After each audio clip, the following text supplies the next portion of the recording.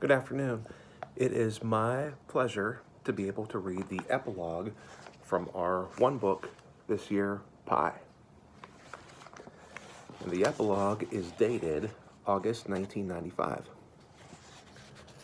Alice Anderson was standing on a step stool, rummaging around in the back of a high cupboard in the kitchen, doing a little spring cleaning even though it was the middle of August. The church was having a rummage sale, and Alice was hunting for her mother's old coffee percolator, which she thought she remembered having stashed up there. She didn't find the percolator, but what she did come across was Lardo's little blue china plate. In science fiction movies, time machines are always depicted as complicated metal contraptions with flashing lights and bundles of coiled wires coming out of the top. But that little blue plate transported Alice back in time to the summer of 1955 so fast that it took her breath away. The plate was dusty, and there was a dead fly lying on its back in the middle of it. So Alice climbed down and took it over to the sink to rinse it off. When she had finished drying the plate with a dish towel, she carried it outside to a big rock where she sometimes went when she needed a quiet place to think. It was a nondescript gray boulder in a shady corner of the backyard, near the rose bushes her mother had planted when they had first built the new house. Alice's mother had passed away several years ago, and her father had followed just 6 months later. The house was much bigger than Alice needed it to be. It had 4 bathrooms, for heaven's sake.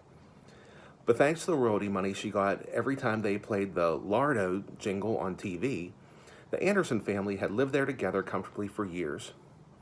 And until the time came for Alice to join her parents and Aunt Polly in the great beyond, she couldn't imagine living anywhere else.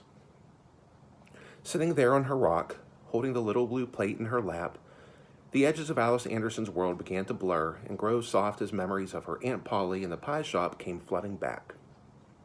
Alice could see her aunt standing in the doorway of Pie, waving a crinkled fan of wrinkles, unfolding at the corners of her eyes as she smiled and touched the brass key that hung around her neck.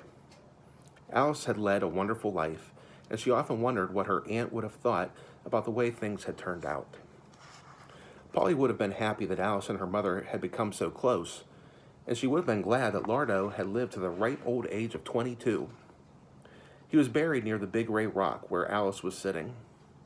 Although the Andersons had considered getting another cat after he passed, it didn't seem fair to put Alice's father through that again.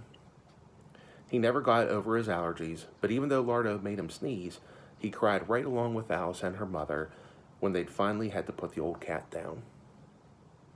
Alice was immersed in memories, lost in thought, when a sweet high voice pulled her back to reality. "Yoo-hoo! Over here, Polly," Alice called. Alice knew she wasn't supposed to have favorites, but secretly she did.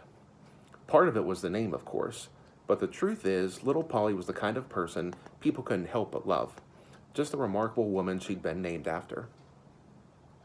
"Dad says I finally got it right," Polly said. "But you're the expert. Taste."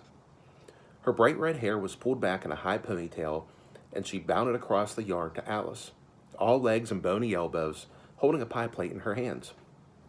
Polly was born on October 30th, 1985, the same day Kirby Grant, the actor who had played Sky King, was killed in a car accident.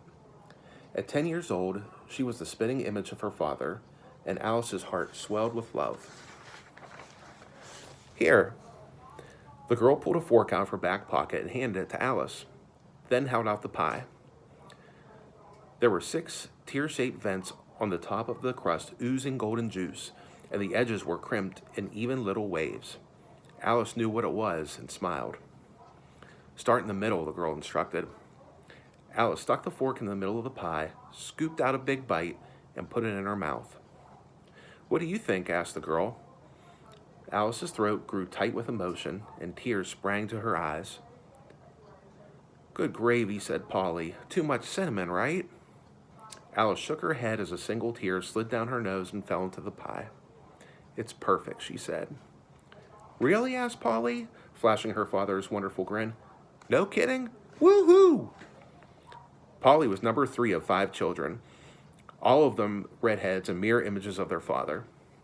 Charlie Erdling and Alice had been best friends for 40 years, but in the end, it was Nora Needleman who'd captured Charlie's big heart. Alice certainly hadn't seen it coming, but then life is like that sometimes. At first, she was upset. She didn't think Nora deserved Charlie, but Charlie convinced her that she ought to give Nora a second chance, and eventually Alice and Nora became as close as sisters. Like her Aunt Polly, Alice never married.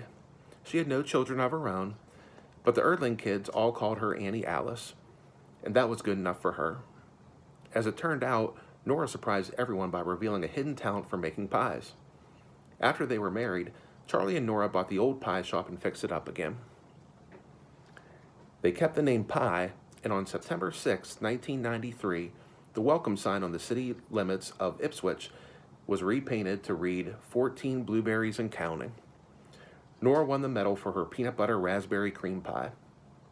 When she made her acceptance speech at the APA conference, she gave all the credit to her husband, Charlie, because he had been helping her in the kitchen when she'd made it, and had accidentally mixed up the two recipes. With Polly Erdling coming up the pike, it looked like the pie business would be booming in Ipswich for many years to come. After Charlie's little Polly left that afternoon, Alice went upstairs to her bedroom, opened the closet, and took down the round red hat box she kept on the top shelf. Wrapped in white tissue paper and smelling of mothballs was Aunt Polly's leopard print hat. She carefully lifted it out of the box and put it on. Polly had loved that hat, and she had loved Alice too, which was one of the luckiest things that had ever happened to either of them. Alice grabbed her purse and, still wearing the hat, strolled down to the A&P, where she bought a can of their finest sardines. When she got home, she fried up 3 of the salty fish, laid them side by side on the little blue china plate, and carried it out to the spot where Lardo was buried. Placing the plate in the grass, Alice sang a little song she'd been working on in her head. How lucky am I to be right here? How lucky am I indeed? A lifetime of love and song and pie. What more could a person need? In the morning, when Alice went out to check, the little blue plate was licked clean. When she told Charlie about it later, he laughed and said most likely it was a raccoon that had eaten the fish. But he had a hard time explaining away the ornery fat white cat that showed up on Alice's doorstep 2 days later, yowling indignantly to be fed. And that is all. I hope you enjoyed the epilogue, and I hope you enjoyed the book Pie. Thank you so much.